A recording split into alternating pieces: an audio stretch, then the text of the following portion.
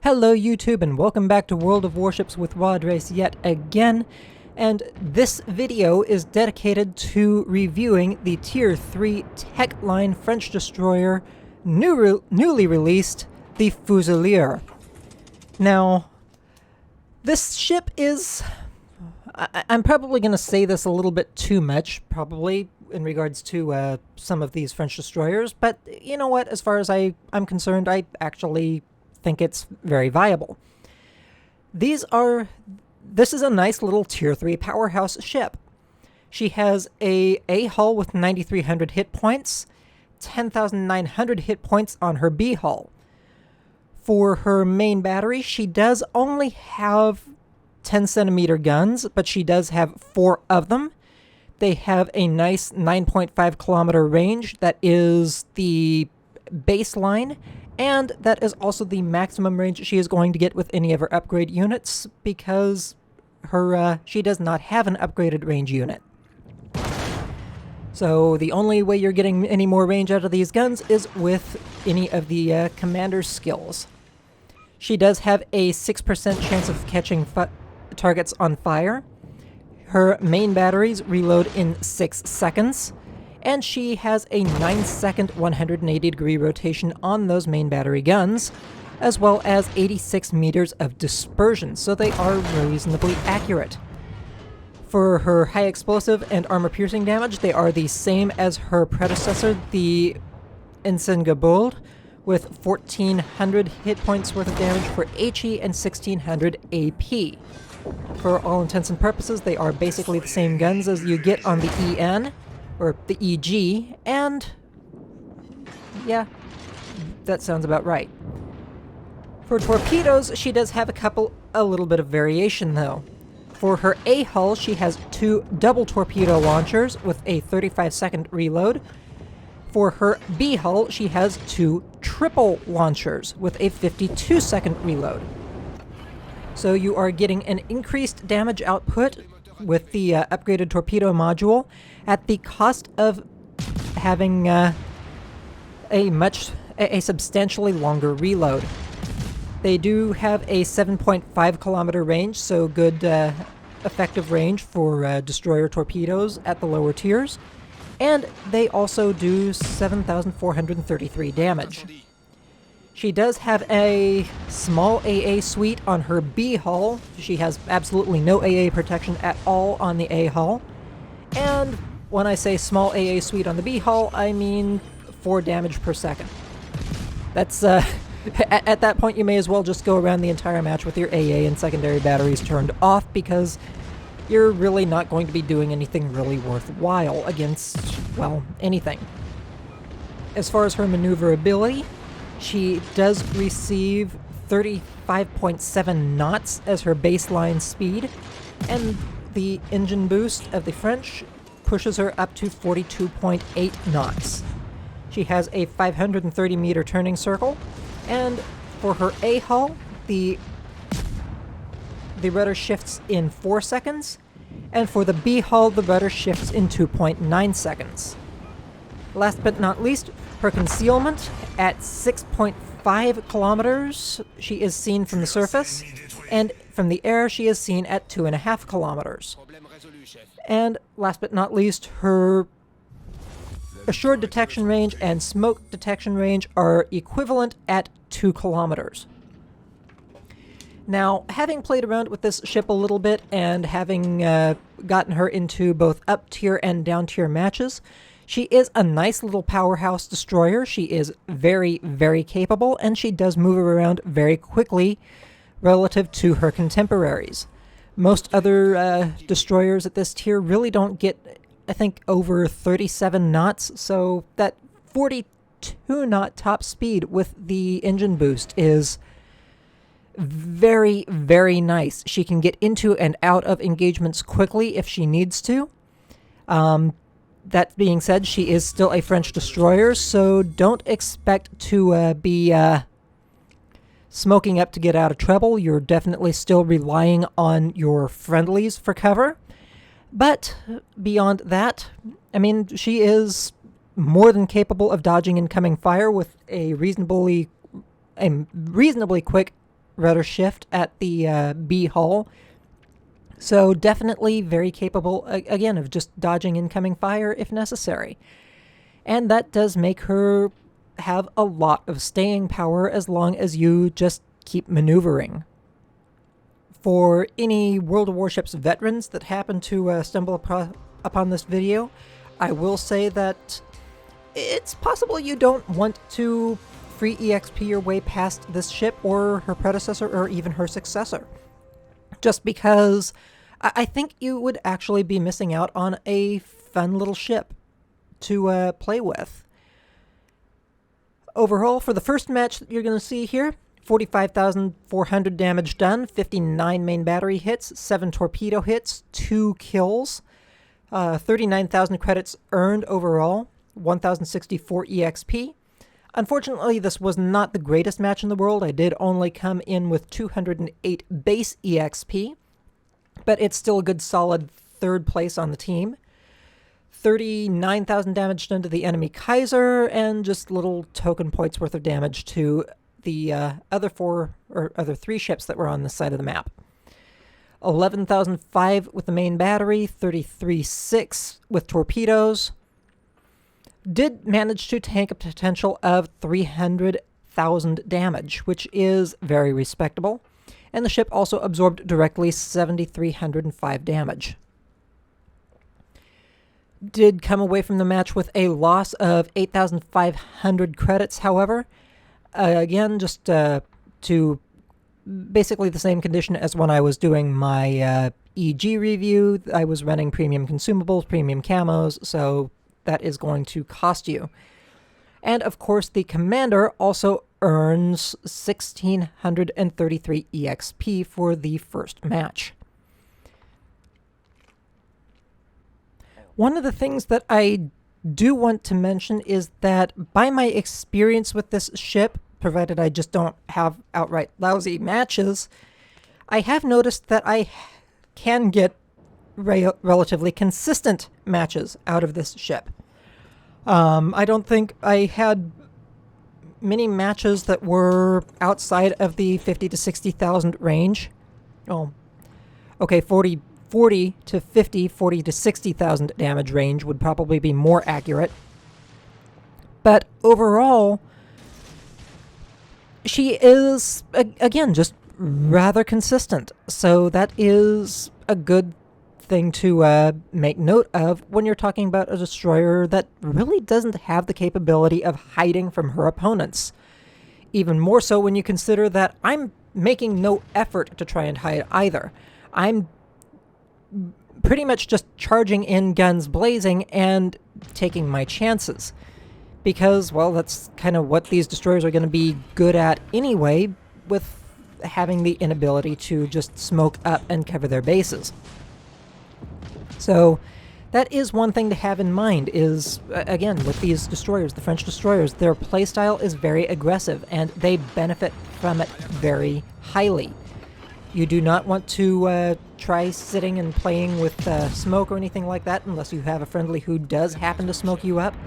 And even then, I don't think you're going to get quite as much out of these destroyers as you would just charging in, doing what damage you can, and basically just harassing the targets, harassing your enemy at close range. I mean, yeah, okay, I am taking a lot of damage by doing that. But, again, the other thing is the allotment of health pools. Basically, from what I have understood from World of Warships developers' posts and whatnot on the French destroyers, is that they are allotted where you can actually damage saturate them very easily in some locations, and that at which point that just increases their staying power because they start taking substantially reduced damage, which allows you to just be that more of a nuisance, because if you can coax shells into hitting damage-saturated areas, you're just gonna piss your enemy off even more. If I were to compare destroyers to, say, something living, I would definitely have to say that destroyers on most cases would generally tend to be more like mosquitoes. They're small, their guns don't do a hell of a lot of damage, but what you're really taking the damage from is the torpedoes. This would be like, say, getting a major virus like malaria or West Nile, say, from a mosquito bite. By comparison, the French destroyers, with their size, their high visibility even, are probably more akin to, say, like a fly. They're something that you know is there, you can see it, it's always around you, you bring out the fly swatter to try and smack it down and you just keep missing. Or, say, you do happen to maybe wing it, but it just keeps coming back for more. That's kind of the way I see these French destroyers, is they're very good at being pesky little, well, pests. They harass you, they annoy the hell out of you, and they really just make they can definitely be a thorn in your side, unlike some of the other destroyers that are in-game, especially at the lower tiers, where the guns may be a little bit more powerful, but they're a lot more present than some of the other destroyers, where they'll smoke up, they'll go off detection range, and, well, kind of like that mosquito that you know is there but can never find. And that's, I suppose, where the correlation really should probably end, because I really don't want to be comparing destroyer players to pests in that same regard. But just the way the ship type operates probably is at least a reasonably fair analogy. The French destroyers definitely play two very unique strong suits of their high speed and maneuverability. So you can definitely run circles around your opponents with some of the speeds these destroyers reach, and literally just be a pest to larger ships like battleships. Second match, 49,000 damage done, 43,300 credits earned, 864 EXP, 99 free EXP. 44 main battery hits, 7 torpedo hits, 1 kill, 2 floods, 3 spottings, and that was before I got detonated. Yes, I forgot to equip my anti-detonation flag. That is my own fault. But even so, the amount of damage that I did was substantial before I did get detonated. If I had actually been running with my anti-detonation flag, I probably would have done substantially more damage than I did even in this match. 250 base EXP earned. So again, that could have been better if I had not been detonated. Very, very strong top of the team. Coming over to the detailed report, we have 8,600 damage done by the main battery, 40,000 damage done by torpedoes, 113,000 potential damage tanked, 2,300 spotting damage, and sadly ship did absorb full marks worth of damage. And I will also say that my actual damage output was pretty heavily spread around, but that's also because I was kind of choosing my targets and trying to see what I could do with my torpedoes, if I could spread it around or if I had to focus ships down. And apparently I probably should have focused ships down a little bit more. Lost 4,500 credits for the match, and Commander earned 1,547 EXP. Sadly, unlike my normal for the review videos that I put out, this next match is was not an actual sequential match. This was actually the 4th match that I did in the Fusilier, primarily because I did want to show off her capabilities with the upgraded hull and range modules. Well, I can't say range module, but definitely the upgraded hull and the 3 torpedo launcher system. So, unfortunately, this was actually the 1st, 2nd, and 4th matches that I engaged in, but I don't think you're going to be too overly disappointed, because you're going to, again, just get a reasonable feel for how this ship performs once she has been fully upgraded. Now, to that end, I am also going to apologize in that I was not working with a high-skilled commander. The only commander that I really felt like bouncing around between these ships was my Vaquelan commander, who had 6 points to start with. I was using him in my EG review video earlier, and, well, he's, like I said, he's only got 6 skill points, which I put into basically just these standard destroyer skills, with preventative maintenance, adrenaline, well, not necessarily adrenaline rush, but I think torpedo reload I opted for, but also last stand, so that if my engine got knocked out, I could still actually move. Really nothing that actually affects her overall combat performance in any major way, aside from, I think, again, torpedo armament expertise, which just decreases the torpedo reload. I am actually going to have to take that back because I did decide to skip into the game very quickly and just verify that. I do not have him equipped with torpedo armament expertise. I have him equipped with basic firing training, which reduces the main battery reload by 10%. And that is definitely something that is a little bit better for these destroyers because their main batteries are not weak, especially when you start getting into the ships further down the line with 139 or 130 millimeter batteries that do substantial amounts of damage to enemy ships. They are reasonably quick firing, especially if you have the main battery reload booster equipped as well, and they also do substantial damage overall.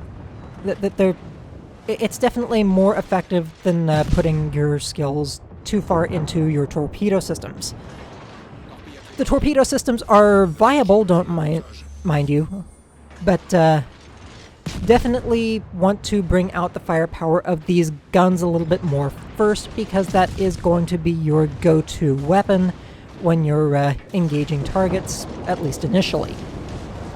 To that end, I suppose I should probably mention direction that you want to start taking your commanders on your French destroyers, because by this point in time you've probably at least got something that's got a marginally good number of skill points starting to accumulate on it.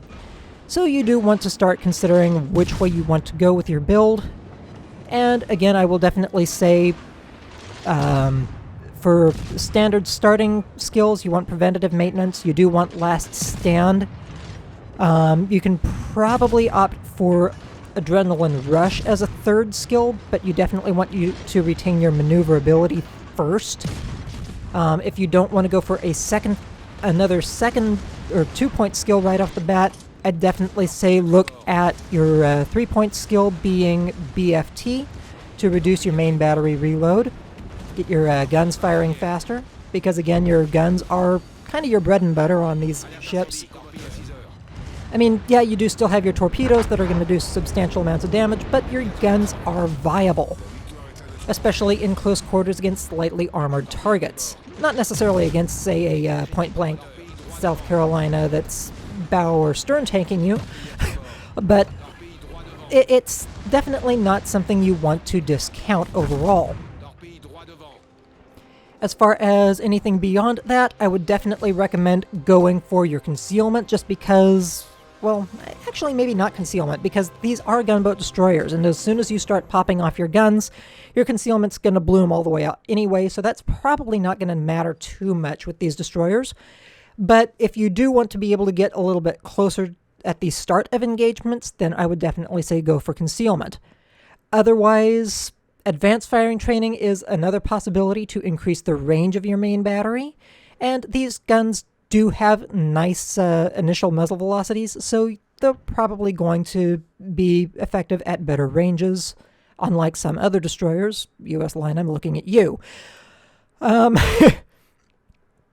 Beyond that, I would definitely say for another tier 3 skill, since you don't have smoke, you could opt for your torpedo armament expertise, just get your torpedo reload in there. And I would definitely say, if you, as far as level 4 skills, a good pair there would definitely be AFT and the concealment module, so that you can have better range for later in the battle, but have concealment for early on. That's one other thing to consider, I suppose. Anyway, overall, 78,000 damage done for the third match, as well as 356 base EXP earned. Damage was pretty well spread around, but you can definitely see how that larger torpedo launcher set can definitely be of major benefit to getting large amounts of damage onto targets.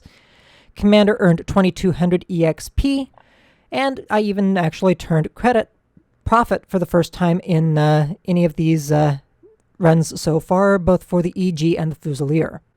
On that note, that is the Fusilier for you. I suppose I shall go ahead and let you all go and consider what you have seen and learned here. If you are new to my channel, I hope you do not forget to hit the subscribe button for future content, and I hope to catch all of you later. I wish you all happy hunting. Have a good one, folks.